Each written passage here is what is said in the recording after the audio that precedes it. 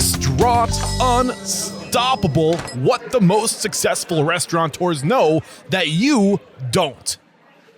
Yes, man, I cannot wait to get into your story. You guys opened, 2010? But before that was 2017. Your dad has a long story. I know you've scaled Hattie B's to 7 locations now in 4 different states. I cannot wait to get into your story, but let's get that motivational, inspirational ball rolling with a success quote or mantra. What do you got for us?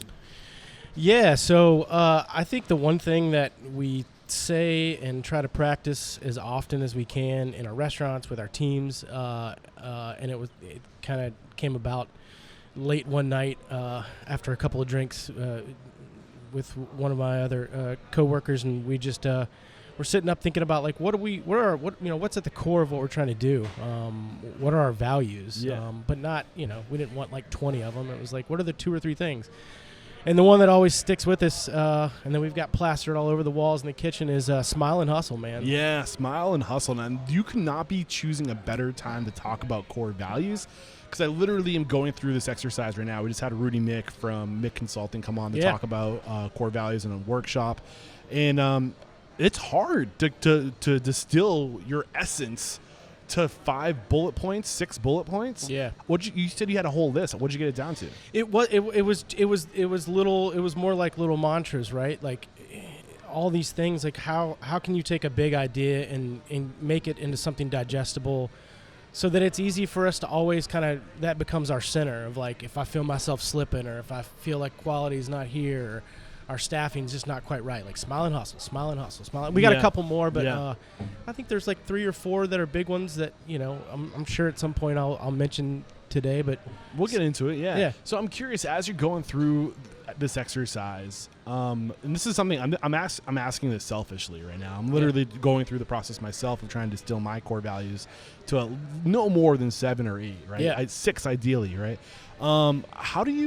What's that exercise look like of getting that transparent or that attuning to who you are? Because I do believe that your business, and I don't know what your beliefs are, but I do think that your business should be a reflection of who you are, right? So,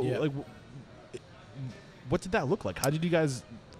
Yeah, like it's hard to get so real with yourself. It's awkward. You know what I mean? It's very awkward. It's like asking I'm not good at like taking compliments or,